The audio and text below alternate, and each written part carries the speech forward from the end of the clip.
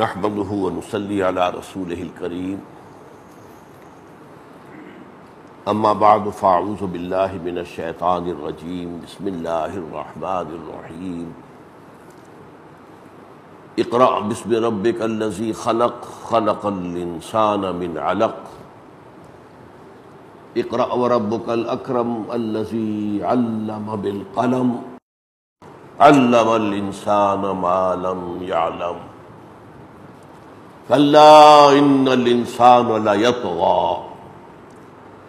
ان رآہ استغنی ان الی ربک الرجعی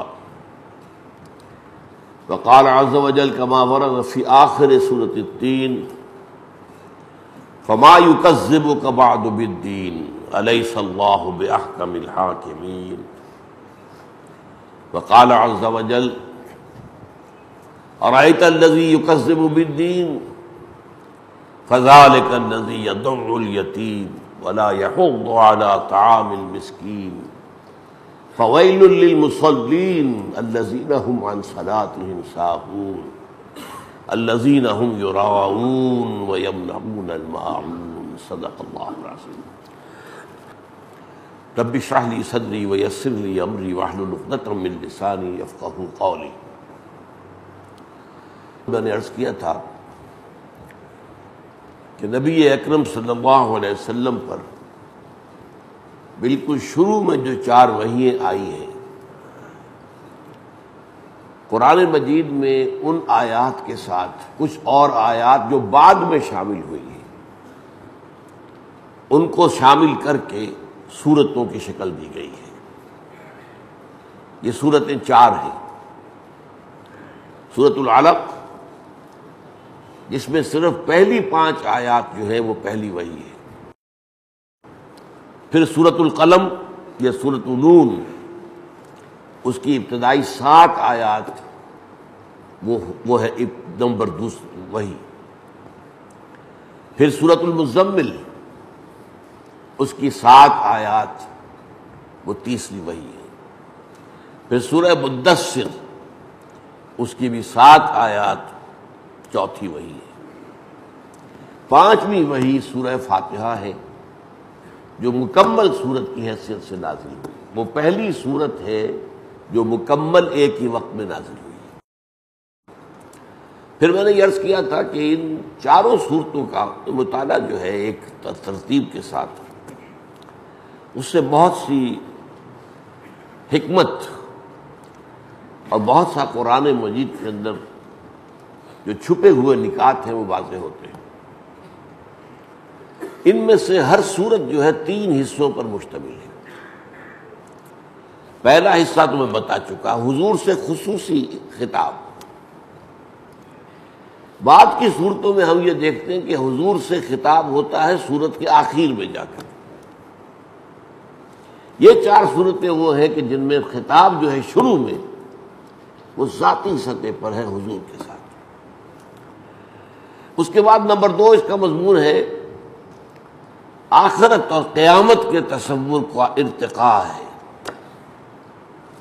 اس لیے کہ ایمانیات کے ضمن میں جان لیجئے کہ اہم ترین ایمان جو ہے وہ ایمان بالآخرہ ہے. 3 ایمانیات میں نے 12 بیان کیے. پہلا ایمان باللہ یا توحید، نظری اعتبار سے، اصولی اعتبار سے، فکری اعتبار سے اہم ترین ایمان یہ ہے، بلکہ اصل ایمان یہی ہے. کہیں کہیں قرآن میں صرف اس کا ذکر ہے، ان الذین قالوا ربنا اللہ ثم استقاموا تتنزل علیہم الملائکہ. نہ ایمان بالآخرہ ہے نہ ایمان بالرسالت. تو اہم ترین نظری، فکری، فلسفیانہ، حکیمانہ انداز میں اہم ترین ایمان ایمان باللہ یعنی توحید. قانونی اعتبار سے اہم ترین ایمان ایمان بالرسالت. اگر کوئی شخص رسول کو نہیں مانتا وہ کافر ہے، چاہے وہ موحد ہو، بہت عمدہ اخلاق رکھتا ہو، خادم خلق ہو، سب کچھ ہو اس میں، رسول کو نہیں مانے گا تو وہ مسلمان نہیں ہے. قانونی اعتبار سے اہم ترین ایمان ایمان بالرسالت۔ عملی اعتبار سے اہم ترین ایمان ایمان بالآخرہ، اور وہ کیا ہے؟ بعث بعد الموت، ریزریکشن۔ ایک وقت آئے گا کہ تمام نوع انسانی قبروں سے اٹھائی جائے گی، قبر کہہ لیجیے جہاں جہاں بھی ان کا وجود ہوگا، اور پھر ان کا محاسبہ ہوگا، حساب کتاب ہوگا ان کے اعمال کا۔ دنیا کی جو زندگی دی گئی تھی وہ دارالامتحان تھا، اس امتحان کا نتیجہ ڈکلیئر ہوگا، کون کامیاب ہے کون ناکام ہے۔ ناکام جہنم میں جائیں گے، کامیاب جنت میں جائیں گے۔ انسان کو عملی اعتبار سے سیدھا رکھنے والی شے یہ ہے، اگر یہ رہے کہ مجھے جواب دینا ہے، میرا حساب کتاب ہوگا، اس سے کوئی مفر نہیں ہے، وہاں کوئی طاقت بچانے والی نہیں ہے، وہاں نہ باپ بیٹے کے کام آئے گا، نہ بیٹا باپ کے کام آئے گا، نہ شوہر بیوی کے کام آ سکے گا، نہ بیوی شوہر کے کام آ سکے گا۔ یوم یفر المرء من اخیہ وامہ وابیہ وصاحبتہ وبنیہ، بھاگے گا انسان بیٹے سے بھی، بھائی سے بھی، باپ سے بھی، بیوی سے بھی، ماں سے بھی۔ انسان یہ چاہے گا کہ پوری انسانیت کو جھونک دو جہنم میں، مجھے بچا لو۔ اس ایمان پر جتنا انسان کا یقین پختہ ہوگا، عمل درست رہے گا۔ محاسبہ ہونا ہے، جواب دہی ہونی ہے، بدلہ ہونا ہے، مجازات، بھلائی کا بھلا، برائی کا برا۔ تو ان چاروں صورتوں میں آپ دیکھیں گے کہ یہ ارتقاء ہوا ہے ایمان بالآخرہ کا، بہت عمدگی کے ساتھ۔ اب سورۃ العلق کا جو دوسرا حصہ ہے اس سے میں شروع کر رہا ہوں۔ کلا ان الانسان لیطغی، کوئی نہیں، انسان سرکشی پر آمادہ ہو ہی جاتا ہے، طغیانی پر، سرکشی پر۔ انسان جو ہے ظلم پر، تعدی پر، اخلاق باختگی پر، آوارگی پر آمادہ ہو ہی جاتا ہے۔ کیوں ہو جاتا ہے ایسا؟ میں نے آپ کو بتایا تھا سورۃ التین کے ضمن میں کہ حساس انسان اور ذہین انسان، اور جس کی اپنی طبیعت جو ہے، فطرت، وہ صحت پر قائم ہو، وہ جب دیکھتا ہے انسان جھوٹ بولتا ہے، انسان دھوکہ دیتا ہے، انسان وعدہ خلافی کرتا ہے، انسان ایک دوسرے کا خون پیتے ہیں، انسان ایک دوسرے پر ظلم کرتے ہیں، کیا ہو گیا؟ اور میں نے آپ کو بتایا تھا کہ جدید سائیکالوجی میں جتنے بھی اسکولز آف تھاٹ ہیں وہ انسان کا بڑا گھٹیا تصور پیش کرتے ہیں، بڑا گھٹیا۔ فرائڈ کیا کہتا ہے؟ انسان نرا شہوت ہی شہوت ہے اور کچھ ہے ہی نہیں۔ اگر کوئی ماں اپنے بیٹے کو محبت بھری نگاہ سے دیکھ رہی ہے، وہ بھی شہوت کی وجہ سے دیکھ رہی ہے۔ اور یہ ہمارے اس دور کے مفکرین اعظم ہیں، یہ فرائڈ، بابائے نفسیات جدیدہ۔ کوئی باپ اپنی بیٹی کو اگر محبت بھری نگاہ سے دیکھ رہا ہے، یہ بھی سیکس ہے، ایڈیپس کمپلیکس۔ کسی نے قرار دیا کہ انسان بس حب تفوق، دی ارج ٹو ڈومینیٹ، یہ ہے بس انسان۔ کوئی شخص اپنی شاعری کے ذریعے تفوق حاصل کر رہا ہے، شہرت حاصل کر رہا ہے، لوگوں کا مرکز نگاہ بنا ہوا ہے، کوئی اپنی طاقت کے بل کے اوپر کھڑا ہے، کوئی اپنی دولت کے بل پر کھڑا ہے۔ اور یہ سارے کام کیوں کر رہا ہے؟ کیوں دولت کمانا چاہتا ہے؟ ارے حساب کتاب سے دیکھو تو اتنا کچھ تمہارے پاس ہے کہ 10 نسلیں کھا لے، پھر بھی تم لگے ہوئے ہو، الہاکم التکاثر۔ کیوں؟ انسان کی بھوک تو ختم ہی نہیں ہوتی۔ الہاکم التکاثر حتی زرتم المقابر، قبروں تک پہنچ جاتے ہو، قبر میں پاؤں لٹکا کر بیٹھے ہوئے ہو، لیکن حل من مزید، دولت اور آ جائے اور آ جائے اور آ جائے اور آ جائے اور آ جائے، اس سے چھٹکارا نہیں ملتا۔ تو حب تفوق ہے انسان۔ یا کسی نے کہا کہ انسان صرف اپنے جو خصائص اسے وراثت میں ملتے ہیں، آج ہم کہیں گے جینز جو آتی ہیں، باپ کی جینز ہیں، ماں کی جینز ہیں، آ گئی، ان جینز کے اپنے اپنے اوصاف ہیں، خصائص ہیں۔ پھر وہ جس ماحول میں رہتا ہے، یہ دو چیزیں ہیں جو اس کی شخصیت کو بناتی ہیں۔ He doesn't have any free will, کوئی اس کا آزاد ارادہ نہیں ہے، کوئی ارادہ ہے ہی نہیں۔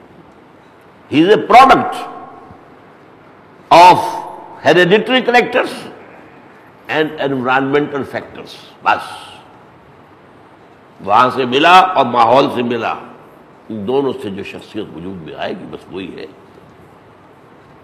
بیہیویئرزم اس کا نام ہے۔ تو یہ میں آپ کو بتا رہا ہوں انسان کے نچلی سطح پر ہو۔ سافلین، انہوں نے مشاہدہ کیا ہی سافلین کا ہے، اسفل سافلین۔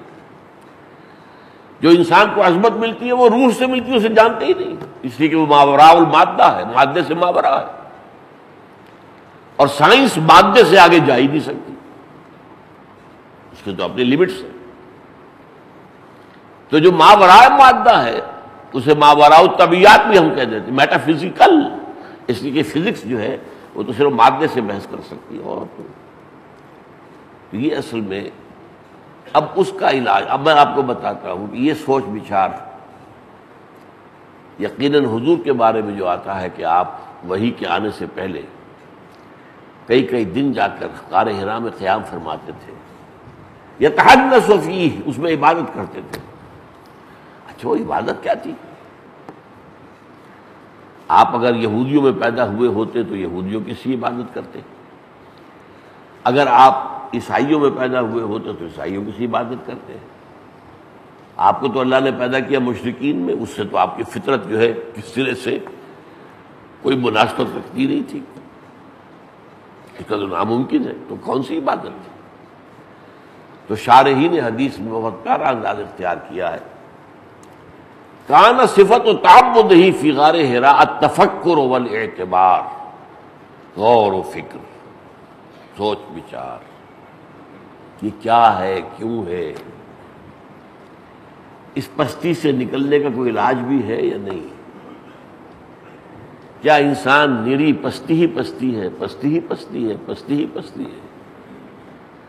اس لیے سورۃ التین میں نے آپ کو بتایا تھا 4 قسمیں کھائی گئی، مراد کیا ہے؟ 4 شخصیتیں انسان۔ دیکھو ہمارے بندے نوح کو، اس کے صبر ثبات اندازہ کرو، صبر و ثبات کا کوہ ہمالیہ 950 برس تک دعوت دیتا رہا، حالانکہ استہزاء تھا، تمسخر تھا، مذاق تھا۔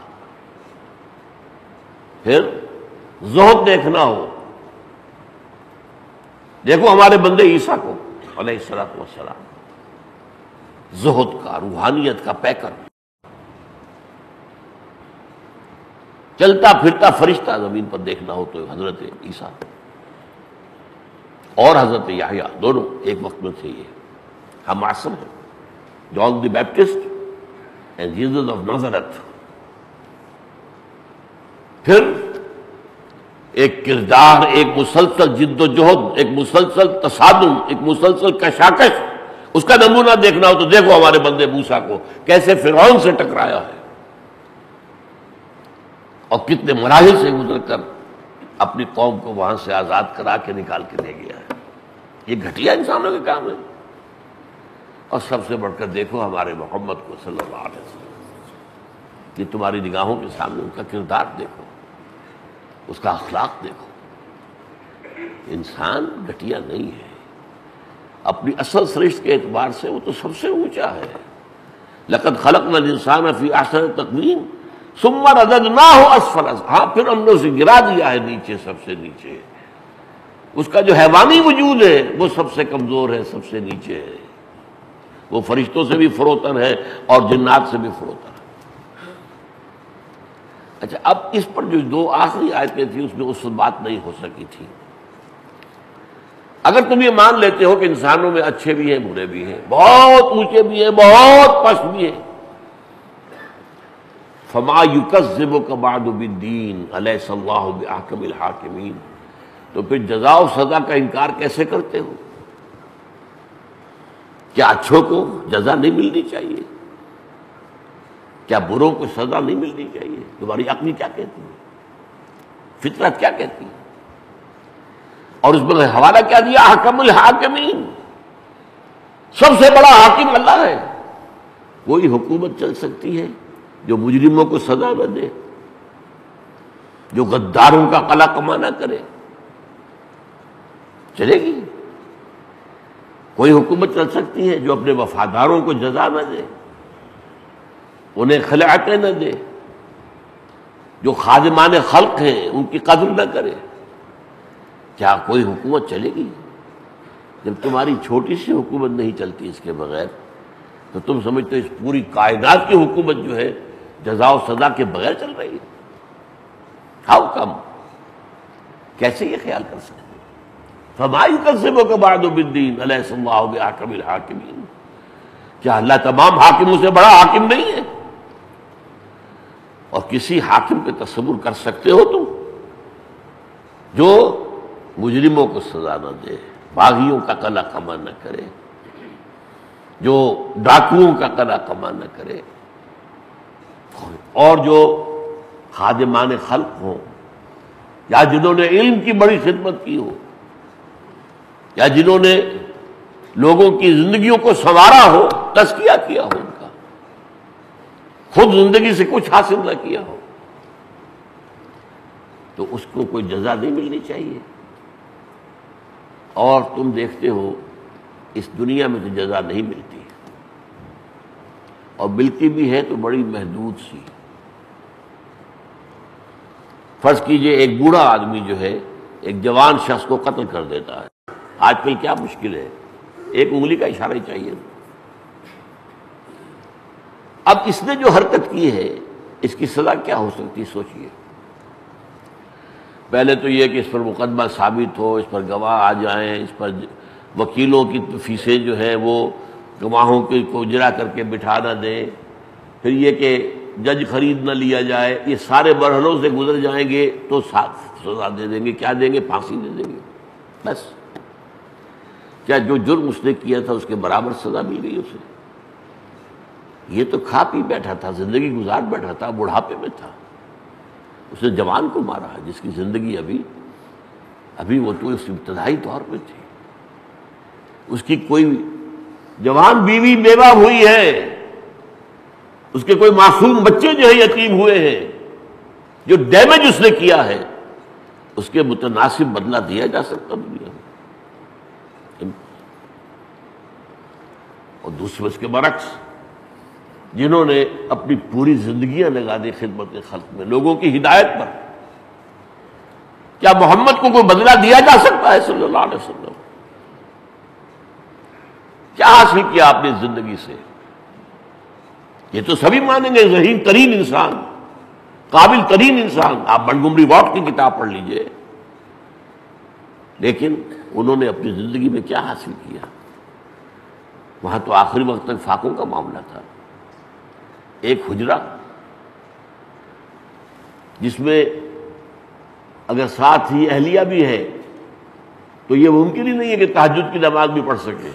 حضور کھڑے ہوتے تھے، پھر جب سجدے کے لیے جاتے تھے تو حضرت عائشہ کی ٹانگیں اٹھا کر ایک طرف کرتے تھے تو سجدے کی جگہ بنتی تھی۔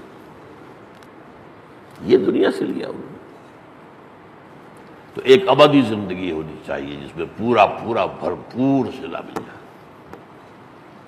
اچھا دیکھیے، اسی صورت کے آخر کے ساتھ جڑ جاتی ہے صورت ارأیت الذی یکذب بالدین۔ کیا تم نے غور کیا اس شخص پر جس نے جزا و سزا کا انکار کیا؟ دیکھ لو وہی ہے۔ فذلک الذی یدعو الیتیم، یتیم کو دھکے دیتا ہے وہ۔ کردار کتنا پست ہو گیا، آخرت کا انکار کرو گے کردار پست ہو جائے گا۔ ولا یحض علی طعام المسکین، کہ بھوکے کو کھانا کھلانا خود تو درکنار، کسی اور کو بھی نہیں کہنے کو تیار۔ اور اسی طرح بظاہر مذہبی آدمی ہے، نماز پڑھ رہا ہے، اپنی نماز سے غافل ہے، وہ نماز میں بھی حساب کتاب کر رہا ہے، اپنے کاروبار کا جوڑ رہا ہے، اس لیے کہ جزا و سزا کا یقین اس کے دل میں نہیں ہے۔ یہ سب رسمیں ہیں، ریچولز ہیں۔ علامہ اقبال تو بہت دور چلے گئے اس میں کہنے میں، عقل و دل و نگاہ کا مرشد اولی ہے عشق، عشق نہ ہو تو شرع و دین متقدع تصورات۔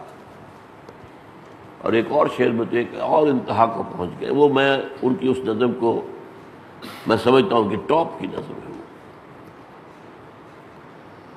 کیا نہیں کوئی غزنوی کارگہ حیات میں، بیٹھے ہیں کب سے منتظر اہل حرم کے سومنات۔ اہل حرم نے بھی بت بنا رکھے ہیں، اہل حرم نے بھی سومنات بنا رکھے ہیں۔ جیسے کوئی غزنوی آیا تھا جس نے سومنات کے بت توڑے تھے، کوئی ہے کہ جو اہل حرم کے سومنات کو توڑ سکے؟ یہ ہمارے ریچولز جو ہے یہ ہمارے معبود بن جاتے ہیں بس۔ بہرحال ارأیت الذی یکذب بالدین فذلک الذی یدعو الیتیم ولا یحض علی طعام المسکین فویل للمصلین الذین هم عن صلاتهم ساہون۔ تو ہلاکت ہے ان نمازیوں کے لیے جو اپنی نماز سے غافل ہے، روح صلاۃ نہیں ہے ان کے پاس، رسم صلاۃ ہے،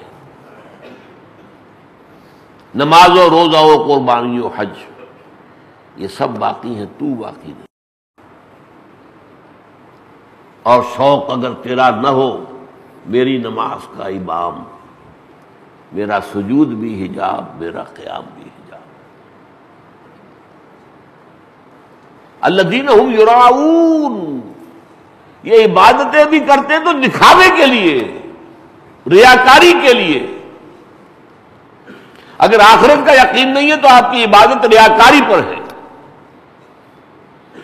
ارأیت الذی یکذب بالدین فذلک الذی یدعو الیتیم ولا یحض علی طعام المسکین فویل للمصلین الذین هم عن صلاتهم ساہون الذین هم یراؤون، ریاکاری کرتے ہیں، ویمنعون الماعون، اور اخلاق میں اتنی پستی میں چلے گئے ہیں کہ عام استعمال کی چیزیں بھی ایک دوسرے کو دینے کے لیے تیار نہیں۔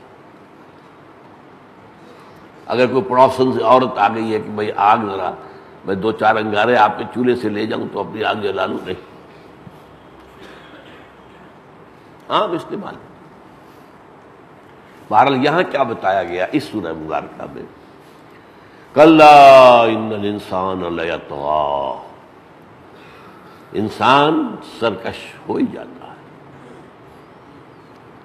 تمرد، لوگوں پر ظلم، جبر، استحصال، ریپریشن، آپریشن،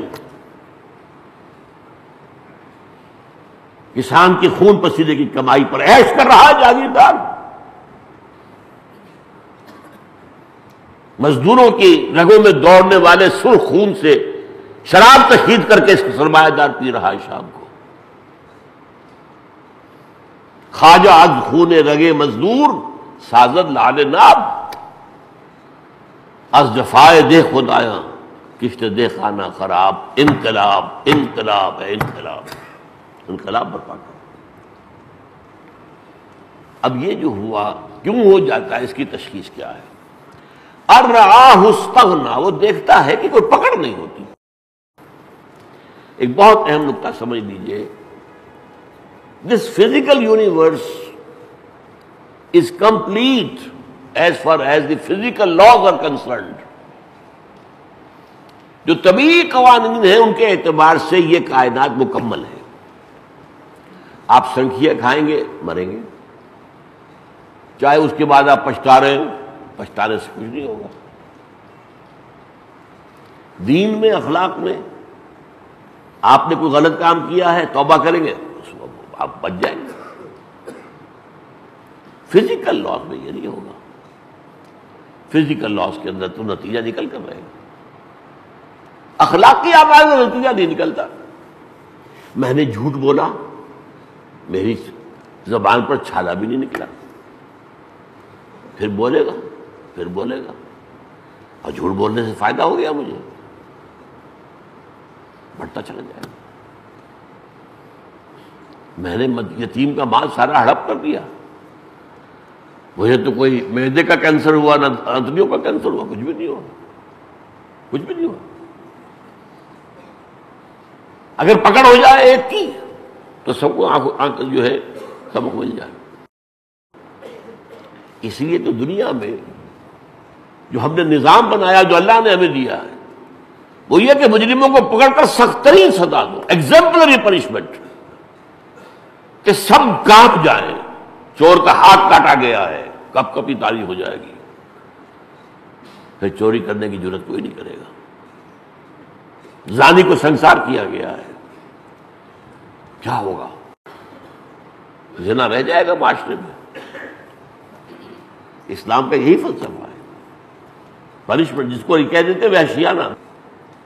ہاں سخت ہے واقعتاً، کوئی شک نہیں ہے، بڑی سخت سزا ہے، بڑی سخت پنشمنٹ ہے اسلام۔ اس کے بغیر ایریڈیکیشن کرائم کا ممکن ہی نہیں ہے۔ تعلیم تربیت اس کے اعتبار سے امریکہ سے اوپر تو کوئی قوم نہیں جائے گی۔ دی موسٹ ہینس کرائم جو ہے، انتہائی گھناؤنا جرم وہاں ہوتا ہے۔ ابھی ایک فوجی نے جو ہے کتنے مارے ہیں، 16 مارے ہیں اور 30 زخمی کیے ایک آدمی نے۔ جو عراق کی جنگ میں جو فوجی رہے ان کے تو بہت سو کے دماغ خراب ہو گئے ہیں، وہ مریض بن چکے ہیں، جب آئے ہیں واپس تو اب وہ دماغی مریض ہے۔ دماغی مریض کا وہاں پہ سینٹر میں علاج ہو رہا تھا، اس کا جو وہاں کا ویٹرن تھا، جو کہ عراق کے جنگ کے اندر کام کر کے آیا تھا، لیکن اس کی دماغی جو ہے کیفیت یہ ہوئی کہ اس نے فائرنگ کی ہے، 16 آدمی مار دیے گئے۔ یہ تو شاید آج ہی کی خبر ہے، اور 30-31 زخمی کر دی۔ آپ سنتے ہیں ایک شخص لڑکیوں کو ریپ کر کے اسے اپنے گھر کے تہخانوں میں ڈالتا رہا، 30 35 40 لڑکیاں ماری۔ یہ سارے آپ پڑھتے ہیں اخبارات کے اندر۔ تو کوئی تعلیم، کوئی تربیت جرم ختم نہیں کر سکتی۔ جرم ختم ہوگا یا تو اس یقین سے ان الی ربک الرجعی، یا تو یہ کہ یہ سخت سزائیں جرم کم کرے گی، یا یہ یقین کہ چاہے مجھے دنیا میں سزا نہیں ملی آخرت میں مل کر رہے گی۔ میں نے دنیا میں اپنے آپ کو بچا لیا، میں نے ججوں کو خرید لیا، میں نے 5-5 لاکھ ایک پیشی کے وکیلوں کو دے لیے، انہوں نے اڑنگے لگا کر اور جرا کر کے گواہوں کو جو ہے بٹھا دیا۔ یہ سارا کام کر کے بچ گیا میں۔ ارے بچے کہاں ہو؟ ابھی تو وہ دنیا آخری باقی ہے، حساب کتاب تو وہاں ہونا ہے۔ یہ یقین اگر انکلکیٹ ہو جائے کہ ریزریکشن ہے، بعث بعد الموت ہے، حساب کتاب ہے، جزا و سزا ہے، تب انسان سیدھا رہے گا۔ یہ ہے گویا کہ ایمان بالآخرت کا فلسفہ۔ اب یہاں میں آپ کو بتا دوں، ایک بہت بڑا مغربی یورپین فلاسفر ہے کانٹ۔ کانٹ نے ایک کتاب لکھی اور اس کا تہلکہ مچ گیا پورے یورپ میں، اس لیے کہ اس وقت تک ابھی یورپ جتنا آج بے دین ہے اتنا بے دین نہیں تھا، عیسائیت کا وہاں چرچا تھا۔ امریکہ میں آج بھی ہے، امریکہ اتنا بے دین نہیں ہے جتنا بے دین کے یورپ۔ خیر وہ ایک علیحدہ بات ہے۔ تو کتاب لکھی اے کریٹیک آف پیور ریزن، عقل خالص کا جائزہ، پیور ریزن۔ اس نے ثابت کر دیا استدلال سے کہ خدا کے وجود کو کوئی دلیل ثابت نہیں کر سکتی۔ جو دلیلیں دی گئی ہیں منطقی سب کاٹ دی اس نے۔ لوہے کو لوہا کاٹتا ہے، ان الحدید بالحدید یفلح، لوہے کو لوہا کاٹتا ہے۔ تو منطق سے خدا کو ثابت کرنا چاہتے لو، یہ منطق کی دلیل سے میں تمہاری دلیل توڑتا ہوں۔ اور یہ حقیقت ہے، کوئی منطقی دلیل اللہ کے وجود کو ثابت نہیں کر سکتی، وہ سائنٹیفک ثابت نہیں کر سکتی، سائنس تو ہے ہی ماورا ہو، سائنس کا تو وہ فیلڈ ہی نہیں، وہ کیا ثابت کرے گی منطق۔ اس کتاب سے بڑا شور مچ گیا، جیسے ہمارے ہاں آپ کو یاد ہوگا علامہ اقبال نے جب شکوہ نظم لکھی تھی تو بڑا شور مچ گیا تھا، یہ کیا کیا، اتنی گستاخی، اللہ کی جناب میں اتنی بے باکی، اتنی گستاخی، ہم وفادار نہیں تو بھی تو دلدار نہیں، یہ انداز اللہ کے ساتھ۔ اس کے بعد میں جواب شکوہ لکھی ہے تو پھر وہ زخم منمل ہو گیا، نہیں یہ تمہید تھی، اصل بات تو وہ کہنی تھی کہ اللہ نے پھر جواب کیا دیا۔ وہ علامہ کی بہت ماسٹر پیس نظموں میں سے ہے، اور یہ آسان بھی ہے۔ ہمارے بدقسمتی ہے کہ اب ختم ہو گیا نا، اب نئے نصاب میں تو علامہ اقبال کا ذکر ہی نہیں ہے، کوئی نوجوانوں کو کیا پتہ چلے گا۔ بہرحال میں آپ کو بتا رہا تھا کانٹ کے بارے میں۔ کانٹ نے ثابت کیا کہ اللہ کے، خدا کے وجود کو کسی دلیل سے ثابت نہیں کیا جا سکتا، جتنی منطقی دلیلیں آج تک دی گئی ہیں علم کلام میں، ان سب کو اس نے کاٹ کے پھینک دیا۔ پھر دوسری کتاب لکھی کچھ عرصے کے بعد، اے کریٹیک آف پریکٹیکل ریزن، ایک تھا pure reason, critique of pure reason, عقل خالص، ایک ہے عقل عملی، پریکٹیکل ریزن۔ اس میں اس نے ثابت کیا اگر خدا کو نہیں مانو گے کوئی موریلٹی ممکن نہیں ہے، اخلاقیات کا کوئی وجود ہی نہیں ہوگا، یعنی خدا کو ماننا لازم ہے اگر تم چاہتے ہو کہ اخلاق دنیا میں ہو لوگوں کے اندر۔ قرآن مجید نے اس دلیل کو اللہ کے وجود کے لیے نہیں بیان کیا ہے، دلیل بیان کی ہے یہ، لیکن اللہ کے وجود کے لیے نہیں۔ اللہ کے وجود کے بارے میں تو قرآن کا ایک ہی بات ہے، تمہارے دل میں اللہ ہے، اس کے اوپر پردے آ گئے ہیں۔ دیکھو آسمان کو، زمین کو، ان نشانیوں کو دیکھنے سے کوئی یاد آیا تمہیں کہ نہیں؟ جیسے آپ کے کسی دوست نے آپ کو بڑا عمدہ قلم، قیمتی قلم دیا تحفے میں، آپ نے اسے بجائے اسے گھس گھس کرنے کے سنبھال کے رکھ دیا اپنے ٹرنک کے اندر۔ اب سالہ سال ہو گئے، نہ دوست سے ملاقات ہوئی، نہ وہ یاد رہا کوئی پین بھی تھا کہاں تھا۔ ایک روز اتفاق سے آپ نے اپنا وہ ٹرنک کھولا، وہ قلم سامنے آ گیا، تو دوست فوراً یاد آ جائے گا کہ نہیں؟ اس میں آپ کے ارادے کو کوئی دخل نہیں ہے، اس لیے کہ وہ یادداشت آپ کے اندر تھی، دبی ہوئی تھی۔ جسے کہتے ہیں نا ڈپٹی کمشنر کے دفتر میں محافظ خانہ ہوتا ہے، بعض انبار کے انبار لگے ہوتے ہیں فائلوں کے، تو ہمارے یہاں میموری کا محافظ خانہ ہے، نئی باتیں آتی پرانی نیچے دب گئی، لیکن اب کوئی چیز دیکھی یاد آ گئی، کھول آنکھ زمین دیکھ، فلک دیکھ، فضا دیکھ، مشرق سے ابھرتے ہوئے سورج کو ذرا دیکھو تو صحیح۔ اور یہ آیات آفاقی اور تمہارے اندر وفی انفسکم، تمہارے اندر بھی نشانیاں ہیں، کیا فلا تبصرون، دیکھتے ہو کہ نہیں؟ پھر آیات آفاق قرآنی سامنے آ گئی، اس سے خود یاد آ جائے گا تو آ جائے گا، کوئی دلیل سے نہیں منوا سکتا، خود آ گیا۔ تو ایمان باللہ کے بارے میں قرآن کا اسلوب یہ ہے، لیکن ایمان بالآخرت کے لیے قرآن اس دلیل کو استعمال کرتا ہے۔ اخلاق کیسے ہوں گے؟ انسان تو سرکش ہو جائے گا، وہ سرکش ہوگا، اس میں تبرد آ جائے گا، وہ ظلم کرے گا، وہ لوگوں کو دبائے گا، لوٹے گا، ان کا استحصال کرے گا، ان کی دولت چھینے گا، ڈاکہ ڈالے گا، ان کو طبقاتی شعور کے اعتبار سے پست کر دے گا، سب کچھ کرے گا، ان کو اپنا غلام بنائے گا، ہزاروں کو قتل کرے گا کہ نہیں کرے گا؟ کیا ہلاکو نے نہیں کیا تھا؟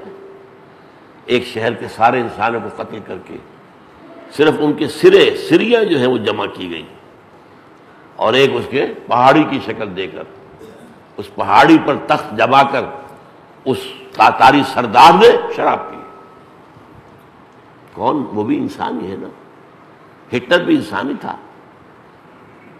لیکن یہ ہے کہ اگر یقین ہو کہ جانا ہے، علاج اگر ہے تو یہ ہے کلا ان الانسان لیطغی ان رآہ استغنی ان الی ربک الرجعی، تمہارے رب کی طرف لوٹ کر جانا ہے، یہ یقین۔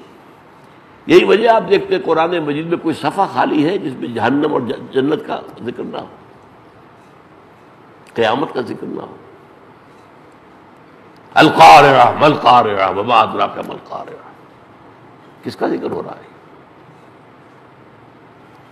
یہ تمام جو چونکا دینے والی آیات ہے، سورۃ جاگ جو ہوش میں آ جاؤ۔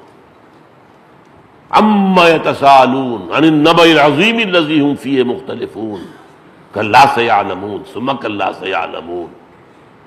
دیکھ لو گے تم، سمجھ میں آ جائے گا تمہارے، اس وقت انکار کر رہے ہو۔ پھر کہا جائے گا جب جہنم کے سامنے کھڑے کیے، السحر ھذا، تم نے ہمارے نبی کو ساحر کہہ دیا تھا، یہ سحر ہے کہ ہے حقیقت؟ آؤ دیکھو۔ اب تمہیں جھونکا جائے گا اس کے اندر۔ اس پر اگر یقین نہیں ہے تو کوئی اور شے انسان کو گناہ سے، ظلم سے، زیادتی سے، تعدی سے یہ انسان کو روک نہیں سکتا۔ تعلیم کا لیول کتنا اونچا کر دیں، 100% لٹریسی ہو جائے، نہیں، اس کے بغیر نہیں ہوگا۔ اسی لیے جیسا کہ پھر میں نے مثال آپ کو دی ہے، اس کو اب آگے پھیلا لیجئے۔ ایک بوڑھے شخص نے ایک جوان کو قتل کیا، اب اس کے ہم وزن سزا اس نے اس دنیا میں تو دینی ممکن نہیں ہے۔ ایک اور دنیا ہونی چاہیے جو ابدی ہو، اس لیے کہ قرآن ہمیں یہ بتاتا ہے کہ تمہارے جرم اور تمہارے گناہ کے اثرات ایک تو وہ ہے جو تم آگے بھیج دیتے ہو، اور ایک وہ ہے جو پیچھے رہ جاتے ہیں۔ اب اس نے جو جوان ایک عورت کو بیوہ کیا ہے، اگر خدا نہ خواستہ وہ بعد میں آوارہ ہوتی ہے تو کس کے ذمہ ہے یہ؟ اس کے بچے اگر آوارہ ہو جاتے ہیں، باپ کا سر پر سایہ ہی نہیں، نگہداشت ہی نہیں، کس کا جرم ہے؟ اور ان کی یہ خرابیاں آگے پھیلتے جائیں گی، پھیلتی جائیں گی، پھیلتی جائیں گی، آخری وقت تک، قیامت تک وہ اثر چلے گا، ختم نہیں ہوگا۔ آپ کے جو بھی گناہ ہیں ان کے اثرات، جیسے آپ کی نیکی کے اثرات، صدقہ جاریہ کہا گیا ہے نا، آپ نے کسی کو اچھا علم دیا ہے، وہ علم اس سے آگے جائے گا، اس سے آگے جائے گا، اس سے آگے جائے گا، اس سے آگے جائے گا، اور جہاں جہاں تک جائے گا آپ کا حصہ رہے گا اس میں۔ جو بھی اس سے فائدہ اٹھائے گا اس کا اجر اپنی جگہ ہے، لیکن تمہارے حساب میں وہ پڑتا رہے گا۔ یہی تو وجہ ہے نا کہ جب ہم حضور پر کہتے ہیں اللہم صلی علی عبدک و نبیک بعدد من قعد وقام وبارک وسلم علیہ بعدد من صلی وصام، اے اللہ اپنے بندے اور رسول محمد پر درود بھیج ان سب کی تعداد کے برابر جو کہ آج نماز پڑھ رہے ہیں، اس لیے پڑھ رہے ہیں محمد کے طفیل پڑھ رہے ہیں، اس نے سکھائی تھی نا نماز۔ قعد وقام، جو بیٹھے ہیں نماز میں یا کھڑے ہیں، کس کے لیے؟ صلی وصام، نماز پڑھ رہے ہیں، روزہ رکھ رہے ہیں، کس کی وجہ سے؟ جہاں بھی خیر ہے، ہر کجا بینی جہان رنگ بو، آنکھ از خاکش بروید آرزو، یا ز نور مصطفیٰ برا بہاست، یا ہنوز اندر تلاش مصطفیٰ۔ اس دنیا میں جو بھی خیر ہے اس وقت وہ محمد کی، مصطفیٰ کی عطا ہے، اس کی دی ہوئی ہے۔ اس اعتبار اللہم صلی علی محمد وعلی آل محمد بعدد من صلی وصام قعد وقام۔ اس لیے کہ ہمیں اگر کوئی توفیق ملی ہوئی ہے تو حضور کی بدولت ہے۔ اس لیے بدلے کے لیے ابدی زندگی چاہیے، یہ بات اب سمجھ میں آئی آپ کو؟ ورنہ صحیح بدلہ تو نہیں دیا جا سکتا۔ حضور کا کیا کیا بدلہ دیا جائے گا؟ کیا 100-200 سالوں میں بدلہ آپ کا مکمل ہو جائے گا؟ ابدی زندگی. اسی لیے آخرت کا ابدیت کا تصور ہے کہ انسان کے اعمالوں کے جزا و سزا جس کے لیے یہ آخرت ہے اس کا تقاضا یہ ہے کہ وہ ابدی ہو. اس کے قانون اور ہوں گے، یا والے نہیں ہوں گے. اس کی ایک آگ وہ بھی ہے جس کا شعلہ دل پر بھڑکے گا، دل پر بھڑکے گا. آج تو ہم تو کسی ایسی آگ سے واقف نہیں ہیں، لیکن آج وہ ایک واقعتاً ایٹمک جو ہوتی ہے، جو ریڈیشن، وہ اندر سے جلاتی ہے انسان، اندر سے. قرآن مجید میں حطمہ کہا گیا، حطمہ.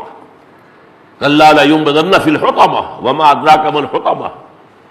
ایک صاحب تھے وہ یہ کہا کرتے تھے یہ ایٹم کا لفظ ہے، حطمہ جو ہے، حطمہ ایٹم، ایٹم، واللہ اعلم. لیکن یہ کہ بات صحیح ہے، بات بنتی ہے.